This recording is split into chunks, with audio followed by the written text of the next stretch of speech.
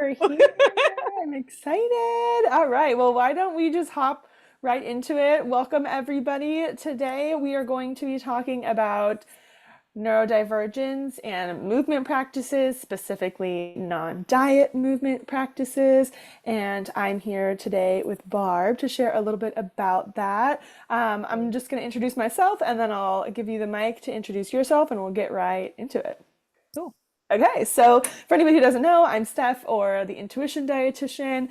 Help neurodivergent folks kind of break patterns of under and overeating and heal their relationships with food, yada yada. It's not about me today. I wanted to bring Barb on today because I know your approach just kind of feels aligned with everything that I preach, specifically this kind of like weight neutral, non-diet approach to wellness in general. And I specifically wanted to bring you on because not only are you like a non-diet trainer, but you talk a lot about neurodivergence. So I wanted to, yeah, have you share your expertise. Why don't you give a little introduction of yourself to the audience? Yay! I'm so excited to be here. My name's Barb, and yes, my business title is the non-diet trainer. So if you know me as that, awesome. I live in Nashville, Tennessee with my husband, and I've been in the fitness industry for 10 years. It's pretty wild to say that. I have been here and been around, and in all that time, I have never thankfully needed to weigh or measure or take pictures of a client. And I know that that is not the traditional approach. Yeah. And so sometimes I'm like, this just feels normal to me. It feels normal to take an approach that doesn't include weight or weight loss at all. I also, within that, because it can get a little sneaky, don't include body composition as well. So Yeah. sometimes people say, I don't do weight loss, but they do Body comp. body comp as well. Yeah. So while that is, I have changed and softened my stance towards people who offer that. I personally don't, and I think a lot of my clients end up appreciating that because there's no sneaky tactics that it's like, well, we're doing intuitive eating, but we're also Right. doing it for something else. Right. We're exploring movement, but if your waist gets smaller and your butt gets bigger, then like Then oh, it's actually for that. yeah. So a little bit of background as to like how I got into this work. I was very much an outdoor kid when I was little. I didn't really do sports. If I did sports, it was recreational only. It was Yeah. not competitive by any means. Was not an athlete, okay? Was not an athletic kid. I was active though. I would say that my parents did a great job of getting us exposed to different things. We didn't Yeah. have a ton of money when we were growing up, so it was camping, it was going canoeing, it was rollerblading outside and going on hikes. Love. And so I was outside a lot and it was really awesome. And once I kind of got into that high school, college age, I kind of started to develop an eating disorder unbeknownst to me.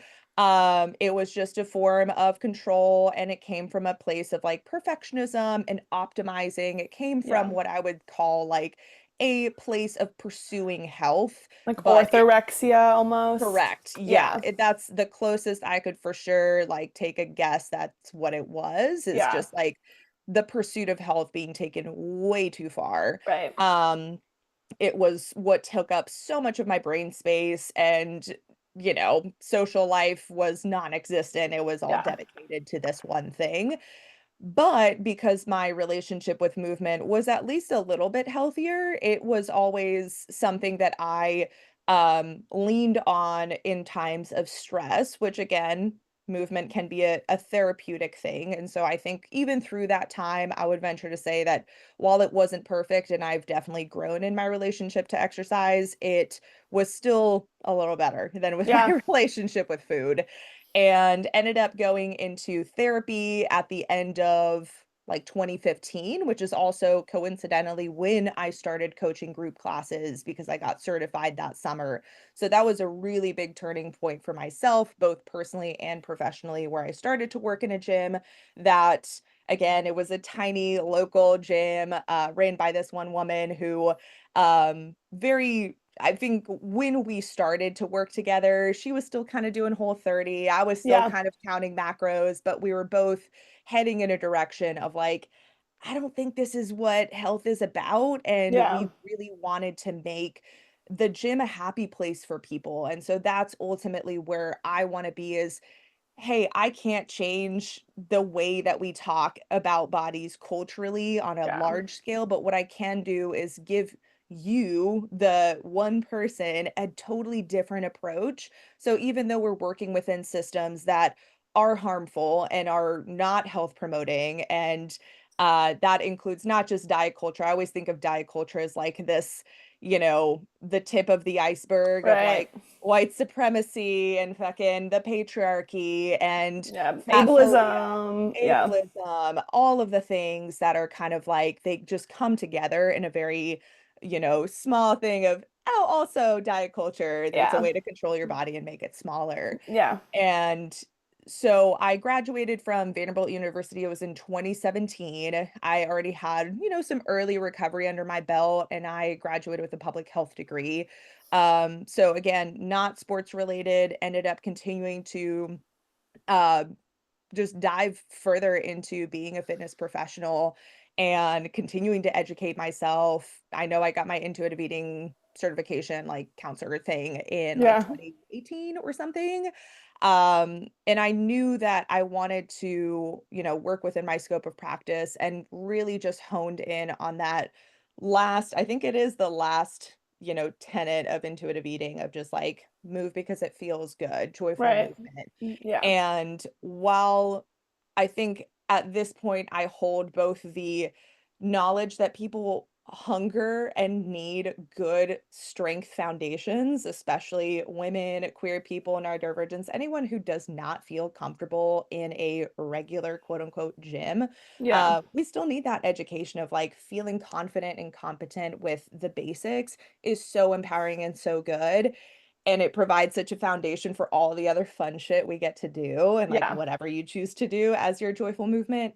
And joyful movement sometimes is where a lot of people want to or need to start. So we can dive into that too, because I think Yeah. that it doesn't have to be in a stepwise order. Sometimes people will get into a gym and realize or work with a trainer who's, has a non-diet approach and they're like, "Whoa, I can actually measure my progress not on the scale, Yeah. not with a body picture of Right. myself in my underwear, but I Right. can measure that with just tracking, hey, I lifted more weight than I did last week, or I did a couple more reps than I did last week, or my Yeah. form feels better, or this Yep. feels less awkward. Like my ability to be in my body and know where my body is in space is such a great skill for so many neurodivergent folks to start to practice. And Right. it gets better with practice. So that alone can be really cool. And joyful movement is such a cool approach because it centers enjoyment, it Yeah. centers pleasure,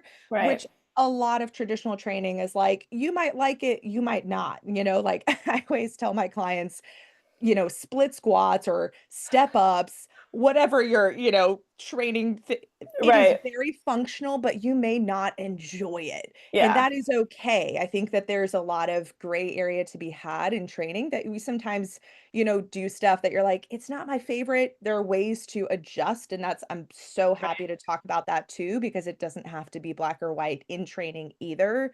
But being able to start somewhere and be like, the point is to like it or to Yeah. realize even and explore what the heck do I like? I don't Right. know. And if Right. that's something that you've never had the chance to explore and never been encouraged to explore, I think that's a great place to start. Yeah. I find I have similar opinions about like joyful movement as a concept being the bridge a lot of people need, especially because most people who are coming out of like years usually of dieting or more yeah, just like diet based, body based movement practices.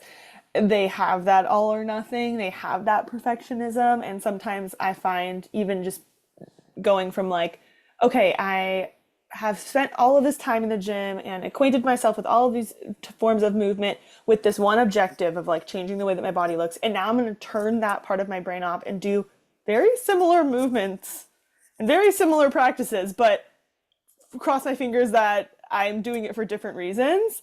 So I Hmm. find that sometimes like being able to take a break from that or separate from those and like just be like, okay, wait, how does moving my body bring me joy? And like what aspects of movement do I actually have fun with? Hmm. Can help kind of activate that other part of your brain and put that like perfectionism to rest a little bit. Yeah. Um, I also find that like we all just need to be connecting with play a little bit more. And Hmm. I find like that to be a really great function of joyful movement too. It's just this idea that like, hey, not everything we do needs to be a huge like means to an end or have a large strategy behind it. And I'm a slut for strategy. Like I do love Yeah. that. So don't get me wrong. Like there is a time and a place, but some of us I feel like I know I tend to overdo it with strategizing Hmm. things and be like, how do I make this exact everything that I'm engaging in like have the best Hmm. outcomes? And sometimes it's like, well, maybe I just want to fuck around. Yep. Um, Yeah. and I think that can be very healing for people who are trying to like create a more sustainable relationship with movement practices as like Hmm. disconnecting from because there's capitalism in there too, right? Of this like Hmm. I need to be performing, I need to be productive. If I'm going to be engaging in movement and putting hours of my day aside for something, it should be something that yields optimal results instead of being like, well, what if I just dick around and it's kind of fun and it like alleviates some stress for me. Hmm. And I experience some joy and pleasure that I otherwise haven't experienced. Yeah. So that's kind of why joyful movement feels so sacred to me and why I like encourage so many of my clients to consider it. And I find that like usually when they start doing that, then they're like, well, like what if I want to like I kind of like want more muscle. Like I do kind of like Hmm. want to be stronger and like especially we'll get into some like neurodivergent specific aspects Hmm. of that. But then I feel like that Yeah. naturally kind of breeds this curiosity about, well, how do I kind of add a little strategy now? How do Hmm. I make sure Yeah. that, you know, if I'm enjoying moving my body and it's part of my routine in some way, how do I use that time to care for myself in 20 years? That type of conversation. Um, Yeah. so yeah, just throwing some of those tidbits in. So um, Hmm. I'd love to hear a little bit about like if a client comes to you or someone comes to you and they're like, I don't really know where I'm at. I just like don't want to be doing the dieting stuff anymore, but I also know moving my body is important for me. Um, how do you kind of go about weeding through their intentions and exploring what is Yeah. right for them?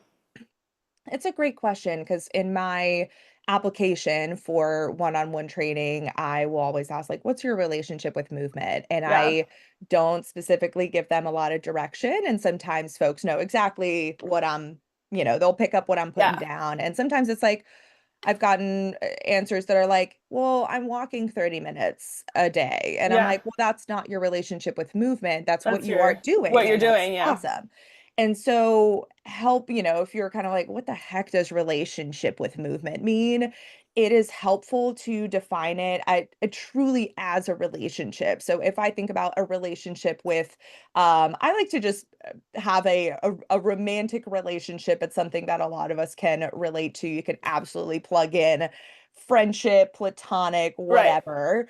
But it tends to go after my work for gosh, a decade with people, it tends to be that people are in like a stage of their relationship. So maybe I catch them and usually these folks are not reaching out for one-on-one training, but Yeah. if you're listening and you're like, that's me, you might be in the breakup stage if you are someone who's just Hmm. like, I am fucking done. That tends to be Yes. like that. I'm over it. Exercise has been such a maybe deep rooted part of either like a disordered relationship with food, my body, fitness, Right. health, what have you. You're just over it. You're like, I am done with this. I need to break up. And it does sometimes. I've had people who are like, I took an intentional break for a year. I Yeah. just did not engage Yep. with movement outside of daily activity and what I Yep. needed to do. And I did not do anything else. And I really recommend that for anyone who is and this like, should I, shouldn't I? I really liken it. I actually had to take an Instagram break recently because I realized I was like, I am on Instagram, I'm consuming, but I'm not creating anything for like weeks now. And it's Yeah. every day, should I, shouldn't I? Ugh, I kind of hate it, but I should do it because I of was blah, just blah, gonna blah. say, I feel like it's when the resentment starts to form, where you're like, Yes. this thing, I'm doing it, but Hmm. it's kind of like bringing me down in some way, and I resent the obligation I have to it, but I also, Yes. and I feel really guilty or shameful when I don't engage in it, and that just like creates this cycle of resentment, and then avoidance for a lot of neurodivergent folks. There's like shame spirals, right, where you're like avoiding. Yeah. Yes. So yes, totally. The breakup Yeah. phase, like it being in that like should I, shouldn't I, and also just like shame Yeah. spiraling and resentment building. Mhm. And Yeah. sometimes it can even be you might not be completely avoidant. You might be like, "Oh, I found something. It works for a day, a few days, a week, Right. a month." And then you notice that you kind of fall off. I call it like Mm-hmm. the hamster wheel where you kind of are on and then you're off and you're on and you're off. And there's no sense of, well, when is this cycle going to stop? It just Right. feels inexplainable. And so that's where I'm like, I either suggest that people take a break intentionally before the break chooses you. So instead of Yeah. just being shot off the hamster wheel and being like, oh, I suck, just take a break intentionally, Yeah. period. And you're going to have movement within your day in some form or fashion. I'm speaking with my hands, I'm moving my head. That's where I Right. encourage people to remember all movement counts, all movement is movement. And all that movement is a change in position of my body or the location of my body. Right. So if I stand up from this chair, that is movement. If I sit Yeah. down again, that is also movement. So taking it to the most base knowledge that you will have movement in your day and no other structured things has to happen. So that Yeah. is the breakup stage. If you are in it, take a break Right. intentionally. But then you might be interested and curious. There might be a point where, like, I'm ready to kind of date around. And this is where joyful movement really comes to play Yeah. because I think sometimes when we say do stuff that feels good, the first thought is, well, nothing feels good. I Right. don't like anything. Everyone sucks. It's really like, you enter the dating scene or you're on the apps and you're like, everyone sucks. Why am I here? This is Yeah. horrible. And so it is uncomfortable. And I try to remind people that the process of finding something that you like will also include a lot of what you don't. You're going to try something and be like, Right. that really wasn't the right fit. Right. And it could be for a number of reasons. So, honestly, I need to make a better freebie for this, but creating a movement date protocol for yourself Mm. is going to be life-saving because there are a number of things that could mess you up. So, for example, I could take a virtual class or an in-person class.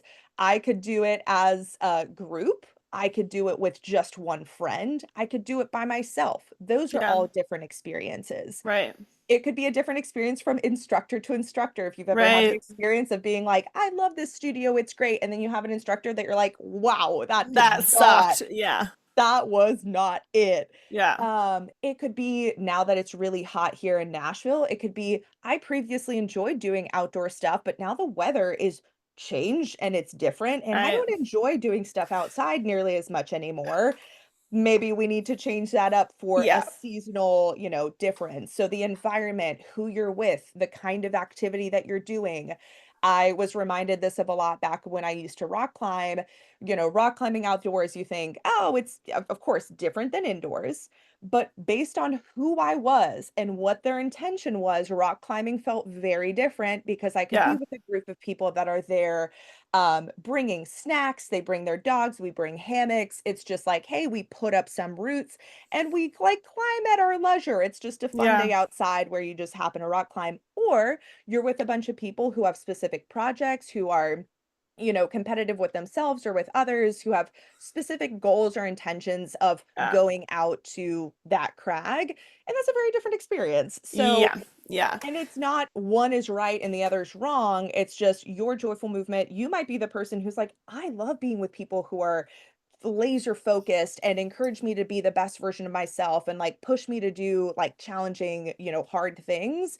Or you might be somebody who's like, actually, I would rather be with a snack Yeah. crew. I would rather be with a group that is a lot more chill and low key.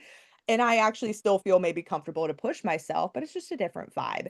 So considering all of those things in like a movement date thing approach can be Yeah. really helpful, and you get to determine how many of those you want to take. I always recommend like one a month is a great one to start if you're just like, I'm just kind of waking up. Yeah. Cool. One a month, there's like one weird thing a month is totally doable for Yeah. most people. If that needs to change to be more frequent, if you're like, I'm really in a period where I want to get out there and get moving Yep. and try stuff, awesome. You can also make that frequency a lot lower as well. But I think that that's great when you're just kind of like dating around. I feel like too this concept of like dating around with movement can be really helpful because I think that when someone is in this phase and they might even say that, right? Like, oh, I'm trying to figure out what forms of movement I like. They Mhm. still might be like, okay, I think rock climbing is it. So I'm gonna go try. I'm gonna go do it. And Mhm. I think that it's going to be it. And then there's like a lot of expectations around it. And then Yeah. they go do it and they don't like it. And then instead of internalizing that as like something that gave them insight and something that that helped them better come to understand what tough forms of movement work and don't work for them, it's a fail. And then it's like, Yep. well, it's bad. It's kind of like, and then they don't have a backup plan or they don't have, a next step. It's like, I decided that I'm going to be a rock climber yesterday and then I didn't enjoy it. And I Mhm. also think Yeah. the dating around can help with identifying like what aspects of it you do and don't like. And I think if you're not having that very clear intention of like, hey, I'm going out and trying something with this layer of like curiosity and Mhm. to learn more about what I do and don't like, then yeah, if you get a bad instructor or something, then you're like just kind of writing that form of movement off instead of considering what else is at play. And I feel like that's specifically helpful for neurodivergent folks, especially like I struggle a lot with figuring out movement because I have weird like sensory stuff. Like I have Mhm. very sensitive skin. I chafe. Like I like my clothes start to bother me quickly and like the weather matters a lot. So it's like one day I will be like, I love walking. I need to walk every day. And then one day I'll walk for 20 minutes and I'm like, I gotta go home. I'm like, I hate how my legs are feeling. Like my legs are itchy. Like the sun is on my skin in a weird way. Like, and I feel like not if you're just not having these intentions of being curious and dating around and taking inventory, then yeah, you're just a lot more likely to kind of write things off, internalize things as failure, and lose a little bit of like that spark or motivation for exploring. Yeah, and to that, I also want to add, when we're exploring, you're not going to be good at the thing. And that's Right. Oh yeah. really fucking hard for, Yeah. Not being I proficient feel. is the worst. It is difficult. I can speak for my own experience. It's not a fun time. But Yeah. what I have noticed is, at least if there's a kernel or a thread of something that you do like about it, the stuff of being a beginner and not being proficient because it's literally your first time. You don't have the skill building hours of Right. like practicing the thing so you can be proficient at the thing. Rock climbing for the very first time versus for the 10,000th time, it's going to feel a lot different. Right. But if there's something about it that you're like, I actually really like figuring out the fact that it's like a little puzzle, or the fact that I can talk to my friends and there's a a component of it, then maybe you can follow that thread and give it a few tries before Yep. you're like, oh, well, I hated it because I wasn't good at it immediately. Right. It's like, well, yeah. I actually tried rock climbing for indoor rock climbing for the first time. It's probably about 2 years ago now, and I went with a club called like Queer Crush Climbing, and it was just like a queer climbing club, and they travel Amazing. around to different places, and you meet them there, and you pay like cheaper than you would otherwise, and then it's just a Love group of like queer people it. and friends like helping each other climb for the first time, and like the I love different it. levels of proficiency in the Yeah. group as well. And I was like, Yeah. literally, when we saw the flyer, I was like, that is the only scenario where I'm going into a rock climbing gym and trying something for the first, like, that is Yeah. the only. And then we went to like four, and I was like, this is so fun. And now I'm like comfortable going without that Yeah. group because Yeah. I felt so safe in like exploring, something new. And it was like Yeah. such an encouraging environment and everything. So yeah, I, Oh, I I knew that about myself, that like I wouldn't have stepped foot in, because those rock climbing gyms are, there's some people in there that are just very intimate. Like, it is, a lot of people take yes. it very seriously. So Yes. I was Oh very yeah. scared to try. And I lived across the street from one, and I like didn't go for like a year and a half, even though I wanted to so badly, because I was like, I literally refused to go in there and like look around Hmm. and be confused. And then when I went with that group, I loved it. And then gained the confidence to go by myself. So knowing that about yourself too, like, can Yeah. we recruit friends? Is there events, Yes. like, Yeah. figuring out like who your people are, similar to how you said, are you looking for a competitive environment, or are you looking for people who are doing this at their leisure and bringing snacks and dogs? Yes. Yeah. As you would guess, I'm probably Yeah. in the second Yeah, category. the snacks and dogs Uh, category is me as well. but something that you said earlier about people maybe choosing something and believing like that's what I'm doing forever. I have noticed that, and I'm not sure if this is a neurodivergence or neurotypical thing, but I have noticed that for me personally, I go through phases of stuff that Yes. I like. Yes. I have gone through, again, I'm talking about rock climbing. I have not gone rock climbing in years, and I have Right. no interest in going back. I Yeah. would be fine, but I have no interest. Yeah. Um, I've gone through acro yoga phases. I've gone through trail running phases. I did an ultra marathon in like 2018, have not run longer than like a mile or two in years. Yes. But it doesn't mean that those phases were bad or that I'm a bad person for like, Or that they weren't. not picking it up, Right. Or that they weren't again. worth engaging in also. Yeah. Like, I just, yeah. And then that goes for like diet and nutrition and any type of wellness practices in general, is like, I always Mhm. am telling people like to zoom out a little bit, because you're gonna ebb and flow. Like, even if it's just with the seasons, even if it's with your cycle, like there's Yeah. different levels of ebbing and flowing on the micro and the macro. And like, your body's gonna your body, your mind's gonna benefit from doing something. And sure, there's a level of like, yeah, you benefit from doing something more consistently, with the concept of like progressive, like, Sure. stuff. But either way, it's like still beneficial. It's still and great. and it's Yeah. like, I just have this, there's this like idea that, oh, if you aren't sticking to something for years, that Hmm. you're not doing something that is sustainable. And it's like, well, what is like, movement in general is a sustainable practice for you, but what that movement looks like It's gonna varies. change, Yeah. absolutely, and I even think about that with strength training, that's, like, my bread and butter. Yeah. It's something that, and I just wanna say this, I am not a person who's like, some folks might say, "I'm a runner. I started Right. training at, on this The day, on labels this year, and I since then have been an never looked avid back. runner." I had a And I'm like, "That's client not me." I had a client, love her to death, and she did it. She was like a mom of five, and she like needed to running just for her brain. But Yep. she literally was like, "Yeah, I have a 370-day streak of running." Yeah. And it was like a healthy relationship. Like, it was. Like, I Yeah. was like there in her Mhm. brain talking about Yeah. it, and I was just like,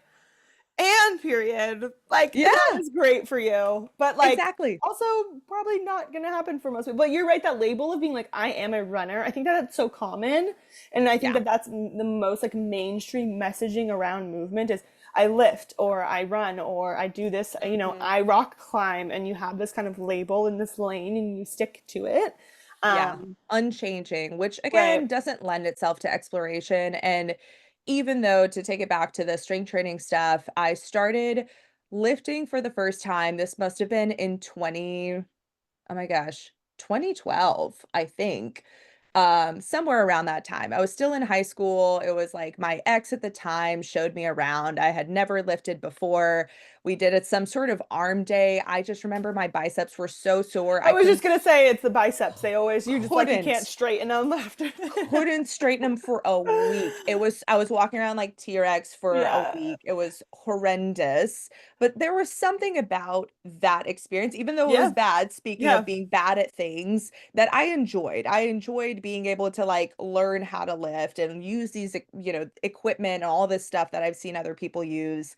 I previously had been a Zumba fiend, so I loved my dance based kind of movement stuff, but I just had never done this before. Yeah. And, that was over 10 years ago, and I'm still lifting. Has the frequency changed? Yes, over the years, absolutely. Has the kind of strength training changed? Absolutely. When I started, it was more like, I'm gonna say like a bodybuilding type Bodybuilding. Yeah. split Same. where, I yeah, lifted as well for about like 6 years straight, yeah, and it was yeah. bodybuilding. All bodybuilding, hypertrophy work, if you want to call it that. Again, nothing bad with that. It Yeah. definitely built up muscle mass and taught me a lot about myself. I actually ended up doing CrossFit for a time, which helped another part of my brain be like, I'm learning what the heck a thruster is or what the heck a power clean is. I didn't know any of that stuff. And so it was an opportunity to learn more of the functional side of like, Yeah. why do I have these muscles? What do they Right. get to do? Right. Um, and yeah, it has just changed over the years so much, and it's just been such a fun way to explore even within strength sports and within strength training. There's like so many little idiosyncrasies of like, I can do this, I can do that. And during 2020, it was literally like, I'm gonna do one at-home workout for literally my floppy little hypermobile joints because otherwise my joints will hurt. Yeah. I am hypermobile as a lot of neurodivergents Same. end up being, and strength training is a way for me to physically take care of my joints, my Yeah. lax little joints. Yeah. So during that time, it was like stress relief and body maintenance, and it wasn't like super exciting, but it was a way for me to just take care of my body. I still had the competence and the knowledge, which was really helpful. Um, and yeah, just doing it from home, which honestly turns out I don't love that. Yeah. Turns I out can't. that's not my jam. Oh Yeah. well. Yeah. But Yeah. someone listening to this might be like, wow, if I had the option to never step foot in a gym and I can do all this stuff at home, incredible. I think Yeah. that's ultimately what I want people to get from the dating around, or kind of, I call it the next stage is kind of like a settling down. Maybe you Yeah. found a few different things that you like to do, or even one thing that you're like, I'm really jazzed about spin Yeah. class. Yeah. Awesome.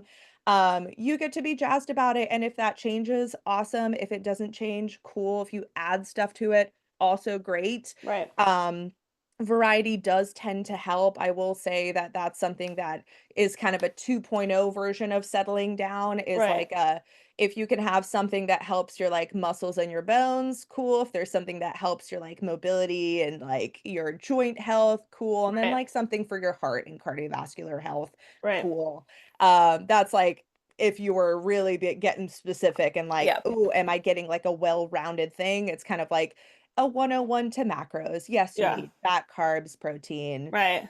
cool beans. We're not getting super specific about the Right. split and how many Right. you're doing, Right. but something for your muscles, something for your heart and lungs, and something for your joints. Joints Usually and strength mobility. training can like help too. But Yeah. yeah, and then usually that ends up being totally fine for people. The like 3.0 version is then thinking ahead to the future of like, Yeah. what do I want to be doing in 20 years? Or like, if you've got specific goals, I've got folks that then once they start feeling more confident and comfortable and interested and curious about movement, then they're like, wait, I can dream. I can actually maybe Yeah. think about like, I've always had this dream of, I don't know, going up a 14er. Like, I Yeah. would love to go up onto such and such hike. Or like, I've always had a dream. I have a client who's like, I've always wanted to go surfing and I just want to feel like I could feel comfortable standing, getting up on the board and standing Yep. up on there and having the stability to do that. And so that's where we start to open up some like dreams and bucket list items. And that's where our training can get a little bit more specific. I always say Yeah. the more specific the goal, the more specific your training. Yeah. But, if you're someone who's like, I just want to be able to like run after my kids or get up off the ground without using my hands, usually general strength training programs will be totally fine. But Yeah. if you're like, I want to do something really specific, like I want to be an wrestling champion, you're going to need some specific training for that. Um, or like my roller derby people or my, what have you, right? Like that's going to be a little bit more specific, but Yep. that's like down the road. And I think Right. just being able to almost have like a somewhat of a stepwise process, or just to be able to, as you're listening to this, think, where am I in this process right now? It Yeah. may not like, I think yeah. like figuring out where you are can be Mhm. helpful in like the overwhelm because I Yes. think when a lot of people are somewhere in the middle here, right? Like in the Mhm. dating around or settling down, a lot of times they are that's like where the perfectionism starts to sneak in where it's like, Mhm. well, but Yeah. I like my routine, but like I'm not doing enough strength training, or like I like my routine, but like I'm Yeah. not going frequently enough, and then they Right. start to kind of like spiral in that and being like, Yeah. this can't be the thing that I'm like, this isn't enough. This isn't good enough long term. So how do I think Correct. long term? And it's like, well, just slow down. Like, Mhm. Slow let's down. just make sure Yeah. where this is even, what feels good for a few weeks, a few months before you're like worrying about the next 10 years. Correct. So yeah, I find that that's what happens too is this like I need to, or even like not doing the dating around and making Mhm. this a decision about Yeah. what is the right approach and thinking that that, like they break up with their past movement and they're like, okay, so I know that I need to do strength training, I need to do cardio, I need to do this, Mhm. so Yep. I'm going to do this and this, and then this is my workout routine, Yeah. and it's perfect. And Yeah, it's then perfect. it's Right. perfect. It's always a bad sign when you're going into something with a perfect plan. Yes. Because Probably, then something happens, Seth. yeah, Something happens because right, that is literally just what happens. It's yeah, you get sick, work gets crazy, someone or something passes and you're dealing with grief, you move, you whatever. Like right, something will come up and it could be something really mundane or it could be something large and in right, charge that really shakes things up. And that's where it's not about having a perfect plan. I also try to remind people that I'm like, previous to like the fitness industry even being a thing, people just like did stuff and they were fine. I'm not going to yeah, say, like, oh my God, we shouldn't strength train. It's great for people with higher estrogen because it helps us prevent, the risk of osteoporosis. And there's like right. so many great things. However, I try to just be like, look, I don't think my grandma's ever touched a weight, and she's gardening her butt off. She is My active, and neighbor, she's fine. she has an in-ground garden and she's like 85 and she's out there tilling that shit. And I'm Yeah, like, and it's yeah. like because she's been tilling that garden since 1975. She literally built that garden in the 70s and it's been there since. Mm, And she's out there every spring, summer, and fall mm, working her little butt off. And she has a pep in her step and she hops right into the step that you have to take to get into my house, and yeah, she's good and she's active. So yeah, yeah. I do think sometimes it's just we're in this like phase of like wellness where it's all about optimization. We're losing the Mhm. plot. We're fully fucking losing the Yes, plot. And it's deeply. like it's Yes, like, deeply hey losing guys, it. like it's not Mhm. supposed to be all consuming like this. You do not No, need to be doing everything optimally. Because also no. I'm constantly challenging my clients too when they maybe start to like I can tell that subconsciously that's the dialogue that's like driving a decision, right? Is I'm like Mhm. when they're like, well, I could be doing XYZ differently, Mhm. better, more optimal. My follow-up question is always like, and what exactly, Mhm. like, how exactly are you benefiting from that? Like, Mhm. you're marginally stronger, you're like marginally like more proficient at the thing that you're doing, but how is that any more in alignment with what your why or your real intentions are, which I think is Yeah, something we haven't touched on yet, but I know that you yeah, mentioned like yeah. we need to be Yeah, staying rooted in this why. Like, why am I doing this? yeah. What is the purpose? What are Hmm. my real intentions? And like, what about the way that I'm interacting with my movement and wellness practices actually isn't in service to that why? It's just in service to these like arbitrary optimization, perfectionism Hmm. tendencies. Yeah, I've kind of rescinded my opinion on this over the years. What has helped me as a reframe when I was even like early in recovery and like getting into CrossFit and getting super excited about optimizing and Hmm. whatever was like, am I getting paid for this?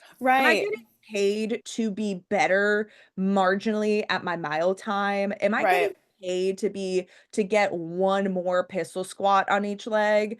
Yeah, No. And yeah, so that's not to say that you shouldn't or can't or it's bad to celebrate, hey, I couldn't do this thing previously, I put in yeah, consistent work, and like here now I can do a pull up that I couldn't do 5 years ago. That's incredible.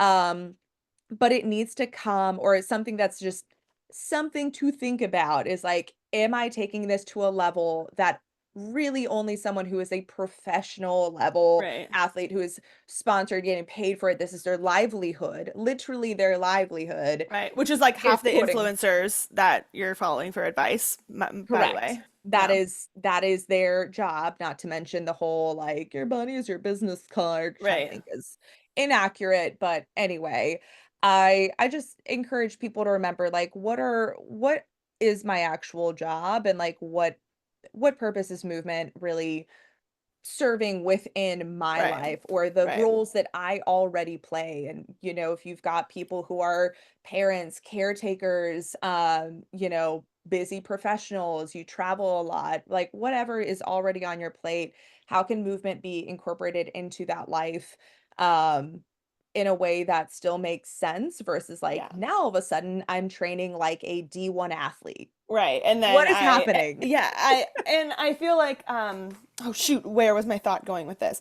Oh, when like there's a difference between having goals, right? Mhm. Or like especially for like neurodivergent folks, I think gamifying is something that can be really fun. And like, So I do fun. be looking at my step counter, and you know what? Mhm. I walk Yeah. more steps when I'm paying attention to it, and when I'm trying to get my weekly average up. But it's not Yeah. because I'm trying to get my weekly average to this arbitrary number or this like because it has to be maximum effort. It's just like helps me do a little bit more.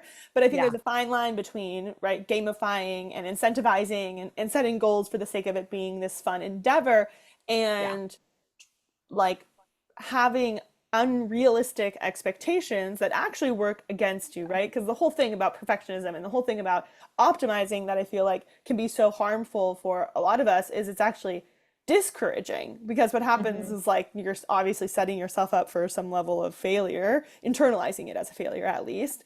So then when circumstances aren't ideal, when everything Mhm. isn't perfectly aligned so that you can do the optimal thing, then you don't do anything at all. A parallel to Yep. this in nutrition is this concept I see all the time of like, I'm either giving my diet and nutrition full 100% effort and I'm cooking everything from scratch and I'm buying all these fresh ingredients and I'm following a meal plan and I'm counting my macros, or I'm sitting here with the fuckets and I'm Mhm. doing nothing with intention around my eating and like having this very Yeah. black and white view of it.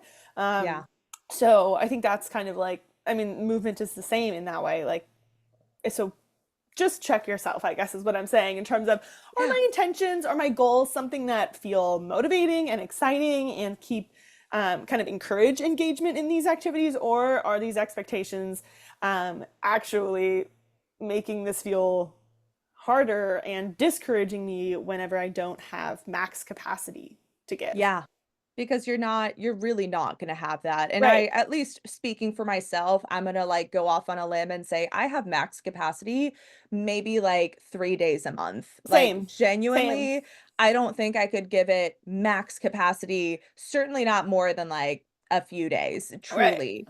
And that is, as someone, I always try to remind people, this is as someone that this is my job. It is my Right. job to be a fitness professional. It's not my job to look a certain way, but it's Right. my job. It's also my hobby. Like, I enjoy doing movement. I've found movement that I enjoy, and I still don't have max capacity for more than a few days. So, Right. how can I make sure that I adjust things accordingly? So, a lot of times I'll introduce like movement rainbow. It's just like a nice little counter to the black and white of either or, one choice or another. You either go all in or all out, or just Right. like whatever. I'll do it tomorrow when I maybe magically will have more capacity, when Right.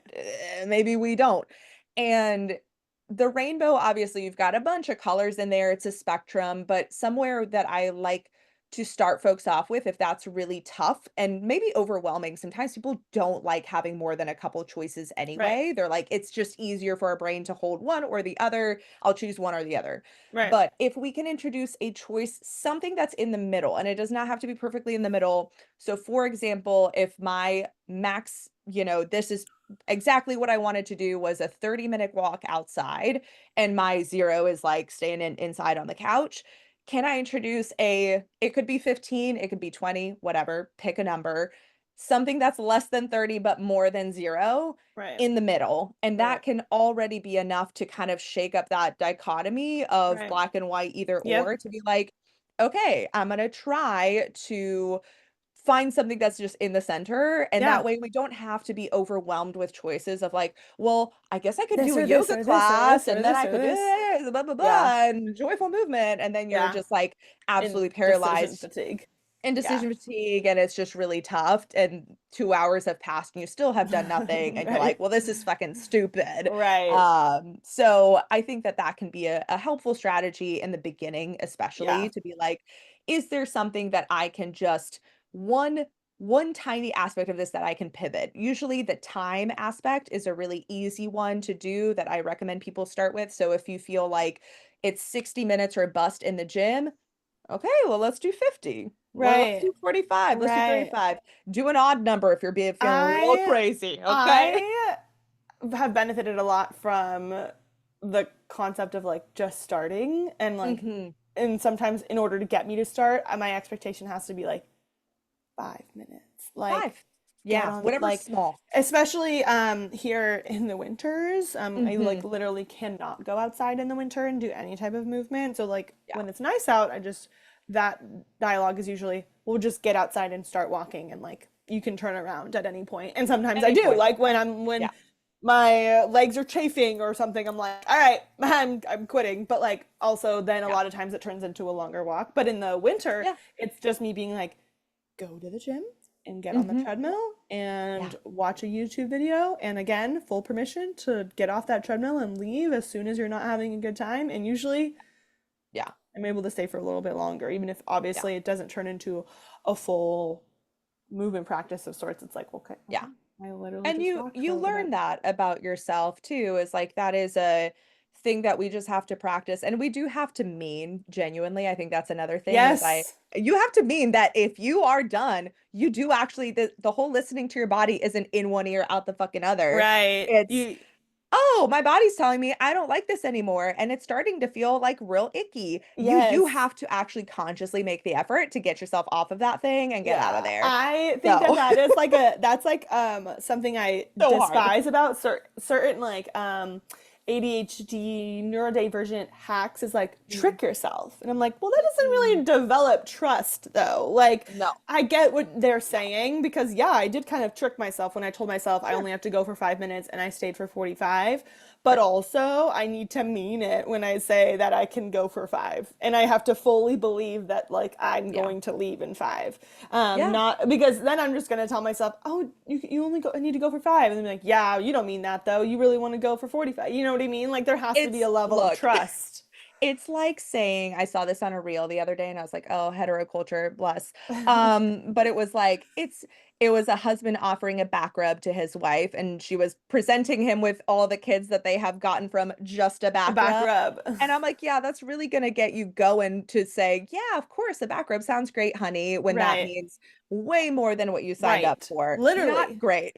Literally. Not ideal. So that's where, and I think Emily Decker does a great job of talking about asking consent from your body, like, and genuinely meaning that and creating that, like you said, trust. of what I say is actually what I mean. Right. When I say, "Hey, I'm just gonna go outside and I can turn around at any time," it really does mean that. It doesn't mean some trick, it doesn't mean some hack, it doesn't mean, "Oh, actually, I'm committing now that I've done the 5 minutes to the full Right. 45." It's like, Right. I actually do have to mean it, and that does take practice, and it is Yeah. uncomfortable, I think, for a lot of folks to be like, "But I came in with the intention of doing 45, and now I'm like," for lack of a better word, like bitching out, or we Quitting. Yeah.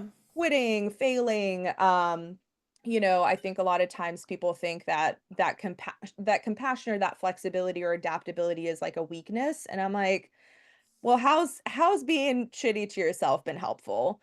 Right. I feel like this is a Yeah. perfect segue into the conversations we are going to have about neurodivergence. But like, if you are somebody who is neurodivergent, I would like bet that you're someone who struggles to like be in your body. And if Mhm. that is something that you experience, engaging in movement practices where you are neglecting how you feel and pushing through discomfort. I know there's fine lines when you're talking about like Yeah.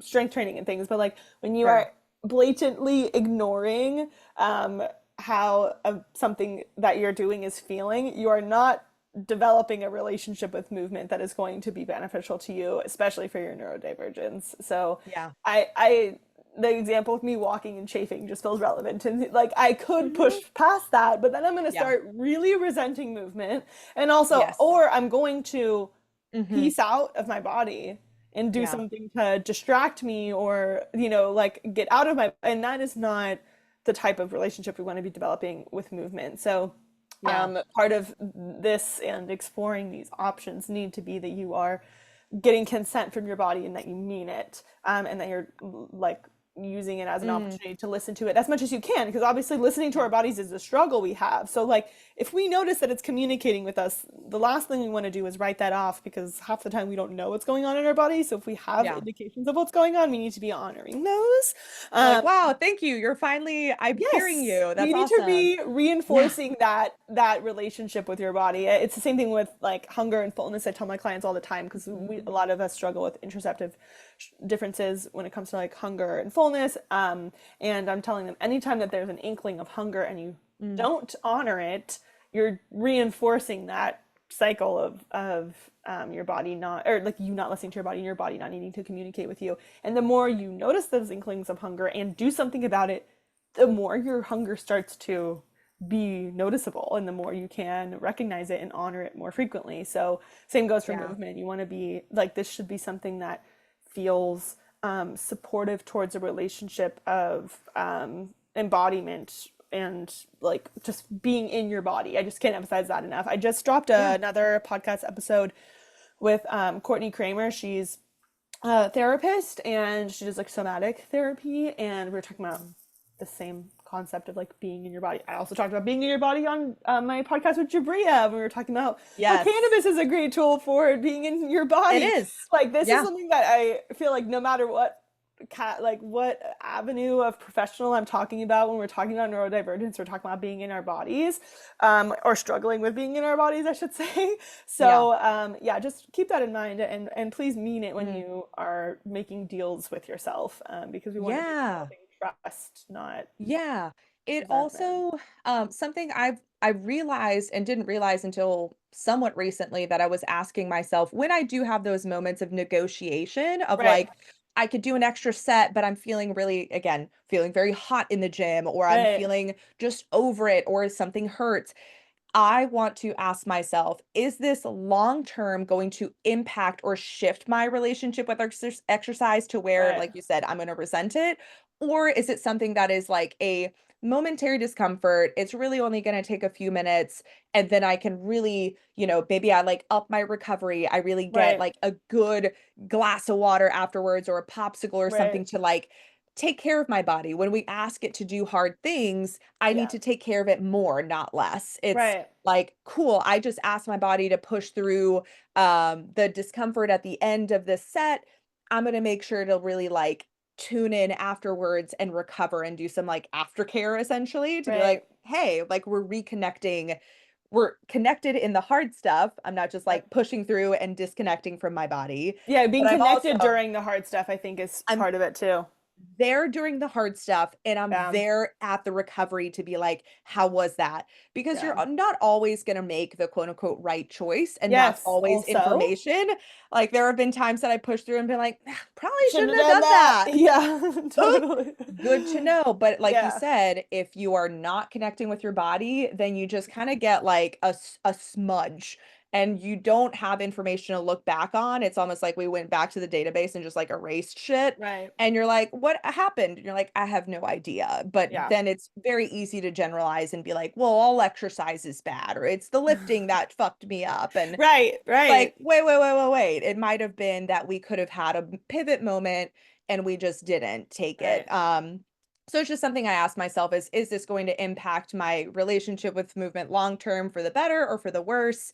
You know, sometimes going through discomfort and coming out the other side being like, I did that. Like Yeah. it gives you a sense of accomplishment, maybe, or like a sense of I have a lot of clients that don't know how strong they are and that they could do the thing when they weren't sure. That's positive, I would venture to say. Yeah. But for folks where, you know, you just automatically push through without a second thought of what your body does and does not want to do, it's very easy to just be like, I'll push through, but then the negative impact means I'm going to be less excited to do this next time. I'm going to be Exactly. less interested, less willing. There's more resistance because you think it's just going to be that way Yep. forever and ever, and it's a pattern. Yep. Neurodivergents are great at recognizing patterns. So I'm like, what pattern is this setting me up for? A positive pattern, a negative pattern, neutral pattern, Right. and just kind of seeing where that lands.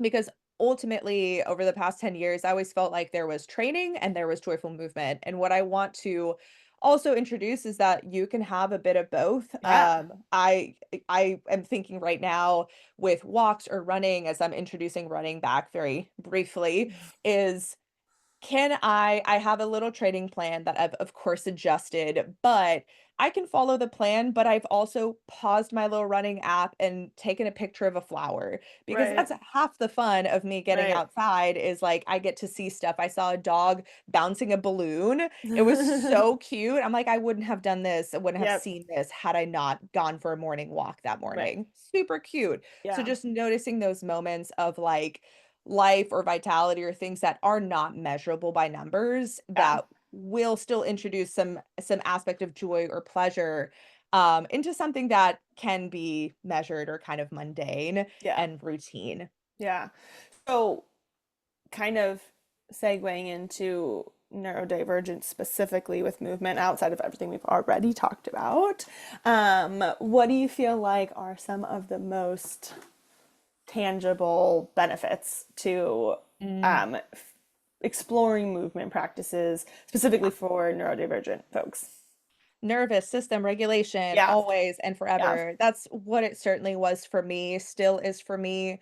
There are so many times that I don't even realize how I feel until I'm in the middle of a hard set of back squats and I start just being like pissed off or I start crying. yeah, And it's not because of the movement. The movement itself is maybe difficult, but I'm like, oh, yeah. okay, I'm Hey, feeling some things about this, or it enhances my joy. I didn't even realize how grateful or happy I was until I'm in the midst of like doing something with yep, my body. And then I'm like, oh, yeah, this is what I'm feeling. That's really cool. And so I find that it's such a great way to process in a way, obviously, like I'm still here for therapy. I think you probably dive way more into that in the somatic therapy episode, but being able to not just talk because that is very easy for me. It's very easy, like CBT style therapy, to just right, talk about things and keep things what we call like neck up. right, But when we take things neck below and actually figure out like, and not figure out, but just let things kind of bubble up and rise yeah, up. It is, I remember a client asked me years ago, so she's like, is it normal that I started crying during an exercise? And I was like, well, was it the exercise that was like, what was happening? She was like, no, it wasn't the exercise, but like emotion bubbled up. And I was like, yeah. yes, that is Super a normal. Yeah, super normal. It does happen. And again, creating that safety and trust is important. It's helpful to just be like, whoa, I'm recognizing yeah, that I'm having feelings come up. but it's also a way for me if I am feeling really elevated again in like that hyper arousal state, Yeah, that it can help me get back into the window of tolerance, or vice versa. If totally. I'm feeling really low, like, can I start with 5 minutes or something? Like, I'm just going to commit to the warm up and see what happens. And I can get myself up back into a window of tolerance instead of Yeah, like staying low and slow in that like depressive kind of, hard to breathe, hard to get up out of bed sort of feeling. yeah, So nervous system regulation is like always my go-to. And just like, again, like you said, that interoceptive awareness is ginormously important and yeah, helpful. Things like, we're always like, oh, I'm so clumsy and it's difficult to know where my body is in space. Exercise can help with that for yeah, sure. It is really interesting and I want to learn more about it. To be honest, I'm not an expert on how. But those like motor neurons and the acetylcholine that gets released with like motor learning, all of that is really important. yeah, And it does get better, it's one of those things where, I have a client who was working on like some single leg balance stuff and we had to dial it back because like the first thing that I was like, we'll start with this was way too hard. yeah, And she was like, okay, let's just start with this. And we've yeah, worked our way up to it over the period of like the past 4 to 6 weeks, and it's been awesome. So it is something that even if you're someone who's like, I'm just not good at that stuff, that's not something that my brain does very well, have someone whether it's a trainer, a gym, a training program, whatever, that can meet you where you're at and yeah, build that skill up slowly with yeah, interoceptive awareness, especially. Um, I would also say you kind of touched on this too with the queer rock climbing group is parallel play. Oh my yeah, God, gyms are all just adults parallel playing together. We're sharing space and doing separate things. It's such a great way to fill my social cup without getting super overwhelmed. There's not a whole lot of like, and honestly, as far as like social cues or gym etiquette, usually they have gym rules that are like pretty well set up. So you yeah, and that's something that I want to talk about more because there is gym etiquette. Quite frankly, a lot of people don't follow it anyway. yeah, But there's rules and processes to it which can make it a little bit easier for folks to navigate as long as those rules and processes are like explained. yeah, Because there is, like sharing gym equipment, that's a little dance. But there's a general protocol to it of like how many sets do you have? Person yeah, responds, there's right, a piece to it that makes sense. And there's not a whole lot of interaction you have to do. Group classes are a great example of that. You're doing the same stuff generally with people around you, and you don't have to talk to them. You can, maybe you get partnered up, yeah, whatever.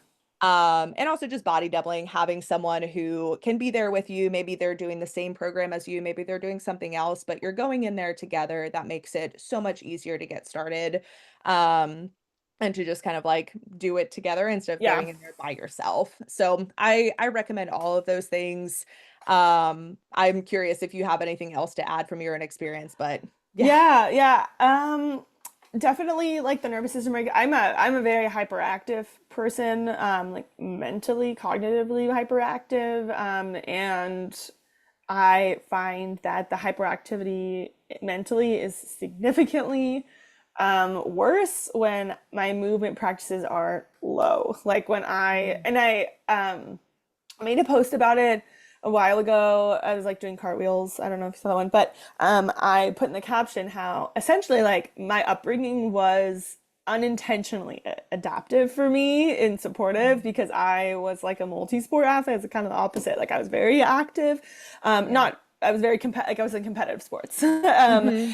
pretty much my whole life. Did gymnastics from like 4 to 7, and then from 7 to 18, I did competitive cheerleading like year round. And then I also did pole vaulting and track in high school. So I was like literally just like constantly moving, and, several days a week, very little time to relax physically. And I found Yeah. that like, and then I went into lifting straight into college after I stopped cheering. And then it wasn't an like I didn't get diagnosed with ADHD until I stopped moving. Like Mm, my symptoms just like went like yeah. so much worse, or especially like the like what was considered anxiety and depression until they realized it was hyperactivity and burnout. Like I just Yeah. it was exacerbated by me staying still. So I Yeah. found that for hyperactive folks, movement like similar to the nervous system regulation can just be really supportive and like taking some of the attention out of their brains and into their bodies. Yeah. I Yeah. also think, on top of everything you mentioned, like the social connections and things, um, hypermobility being a thing that is so common. I don't know a ton about it. It's so funny. I've always said jokingly that I was hypermobile. My whole life. I have like specifically my like shoulder blades are very hyper. Like I wing really Yeah. bad. I can't do pull-ups. Like they're very, the winging is crazy. It Yeah. used to be, it wasn't until I saw, and I knew I knew hypermobility was like common with neurodivergence, but I Yeah. like fully was just like not putting it in, like realizing that was about That's me. me. I'm in the picture. Yeah, and Is this then play about us? literally, and then I saw a post, hyper resilient. Do you follow them? I don't Oh my think. God, hyper Okay. resilient. I just started following them. Okay. Let me not fudge that ad up though. That's it. Hyper resilient. It's about like it's just awareness stuff about neurodivergence, Ehlers-Danlos, mast cell Cool. activation syndrome, like all All that of it. stuff. And I Yes. We saw a call post them, of, go ahead. oh, I was gonna say we call them zebras, because there's just so much overlap. Jesse Right. Rard, Twisted Fox Training, also talks about this a lot as someone who Twisted. is a queer, neurodivergent, like chronically ill trainer. One of my favorite people. Truly, it's also their like one specific thing that they know Yes. so much Oh, about weightlifting and for hypermobile humans. Yep, I see. Yes. genuinely such a great resource. There's a lot of people that do end up talking about it. I think it's fantastic because it can feel really overwhelming because there's so Yeah. much overlap and you're like, well, I don't want to just automatically lump myself because, Instagram and just like Right. random trendy stuff. There are actual tests to test for hypermobility. Yep. You don't have to, there are certain things that like I can do with certain joints that I might not be able to do with others. Right. But and hypermobility doesn't always mean you are flexible. That's another like Yeah. misconception that's a bit odd. You can Yeah. have feelings of tightness and be like, this just, anyway, it's really cool. You can go down that rabbit hole. The good news is there's a lot of people doing research on it, Yeah. but it's fair to look into it that if your brain is already on the neurodivergent spectrum, that it might be something to look into. Yeah. I would Because say it's yeah, definitely something to look into, especially if you yeah, have POTS, MCAS, Ehlers-Danlos, like just consider it. just consider it. Yeah, but Consider it. that would Yeah, be the only other kind of thing yeah, that I would add in terms of like benefits for neurodivergent folks specifically is yeah, that subgroup of neurodivergent folks that have some level of like hypermobility. Um, I mean, also the overlap with chronic illness and chronic pain. Like, hmm, I have yeah, so many clients for whatever the root cause of those things are. There is a lot of yeah, chronic illness, a lot of chronic pain in the neurodivergent community, and I think yeah, movement is something that should be part of your wellness routines if you have the bandwidth for it, yeah. because And it's, it's yeah, super again not going to supportive. be a an all or nothing thing. I think Right. that ultimately what the good news is you don't have to learn a different strategy. The stuff that we I feel like have been talking about of, starting small and having body doubles or having a movement routine that can really flex and adapt with how you're feeling and Yeah. being able to have that two-way conversation with your Yeah. body and not just like I hear something but whatever, you Right. know, is going to be so useful if you have a chronic illness. Like Right. for my POTSIs, it is like I've had a few clients that I've been like, I'm going to encourage you to look into POTS because it'll be like they'll stand up and get really Yeah. dizzy. And I'm like, Yeah. that doesn't actually have to be something that you just ignore Right. because they've just, you're in your own body. You just what you've been going through all your life feels normal because it is normal to Yeah. you. But then being able to say, "Hey, this is how my body is feeling," Yeah. and just almost externalizing it to like a separate brain and a separate body outside of you, a fitness professional, nutrition professional, whatever, does give you some insight as to what does my body need to feel supported. Yeah. Um, and a lot of times with chronic illness and neurodivergence, having a flexible, adaptable approach is going to be way more reasonable than something that feels really Right. rigid. Right. Absolutely. So if someone, kind of in summary, if someone is watching this right now and they feel like they don't have any confidence in the movement practices that they have, but they know that they understand the importance of having some type of relationship with movement and want it to be one that's, not, that's weight neutral and non-diet, and they don't kind of know where to go from here. What would you recommend? I would recommend, as much as numbers can inform, I would recommend, at least for a time, not tracking body-based metrics or movement-based metrics. Yeah, And you can choose one if that feels easier. If you're like, I have a habit of weighing myself or tracking my steps or what have you, and that feels really tied to what I track with my movement, try going without and just know what comes up for you. yeah, That's something where I will start, because sometimes we are so numbers based in the fitness industry that right, just taking the numbers out allows other things to come through. I would also just encourage taking a movement date. Just commit to yeah, one. Don't commit yeah, to this being like a whole thing, but take a movement date and yeah, then go through and process, like, what did you like about it? What did you not like about it? What felt kind of like either or, doesn't really matter to me. Just like you would probably after a date, whether you're meeting a new friend or meeting a new coworker or meeting a yeah, new romantic interest. Like, how'd you feel after that? How did your yeah, body feel? And then just proceed from there with that information. yeah. Love. Yeah. Yeah. Any other insight or takeaways you want our listeners to have before we close out? Yeah. Movement can be fun. It really Yes, can. literally. It's kind of supposed to be in some regard. That's like the whole thing. It really can be fun. Some of my favorite memories are movement based.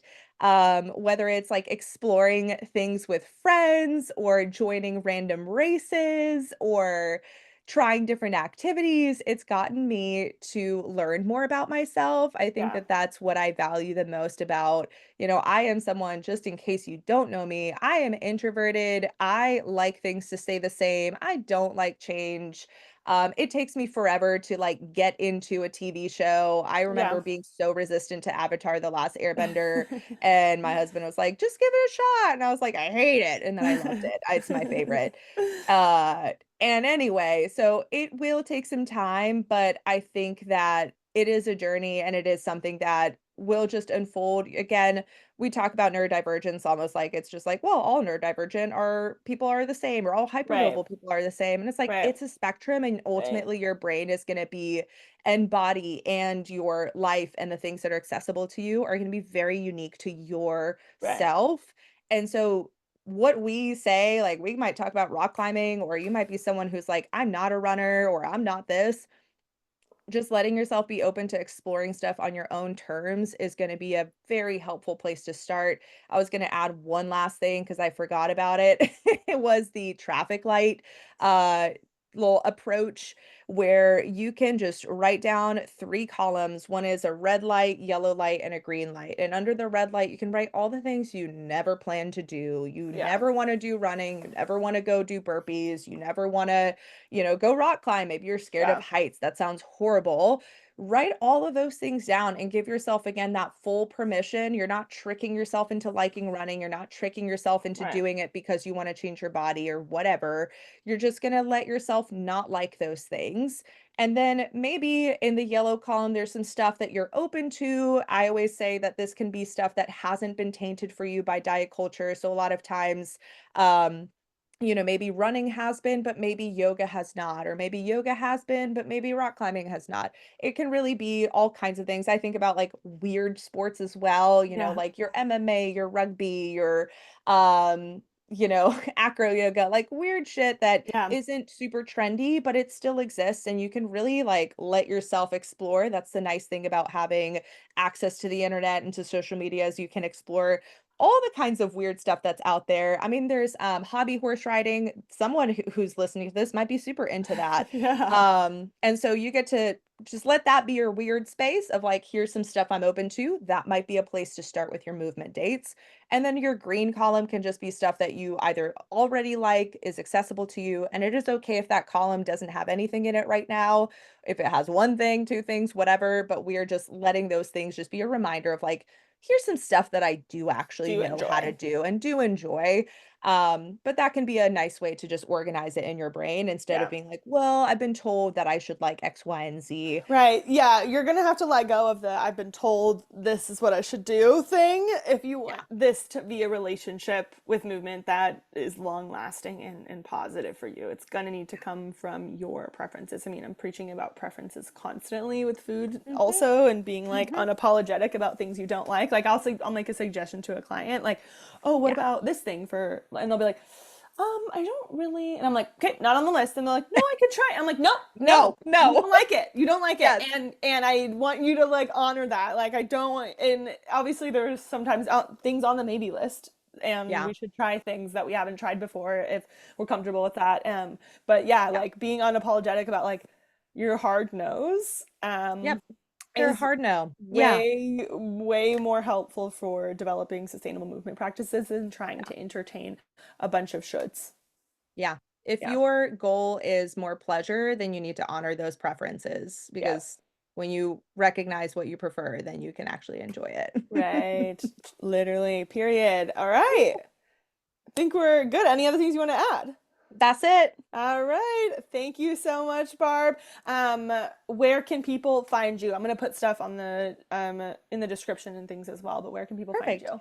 People can find me on Instagram at nondiet_trainer and on my website, thenondiettrainer.com. There's always going to be some freebies. I really encourage people to sign up for my newsletter, the bite-sized brain gains. I send it out once a week every Friday just so people can have a free resource for like just non-diet reframes of things and also just Yeah. have a little bite-sized learning piece that we can snack on at the end of the week when we're a bit tired. But yeah, I'm here in Nashville as well. I don't do virtual training, but if you are looking for one-on-one or other services, then I'm here in Nashville. So if you happen to be local, awesome. But otherwise connect online. Yeah, perfect. Thank you so much for sharing your expertise. Everyone go give Barb a follow, and that's that on that. Thank you so much for having Yeah, of me. course. Okay,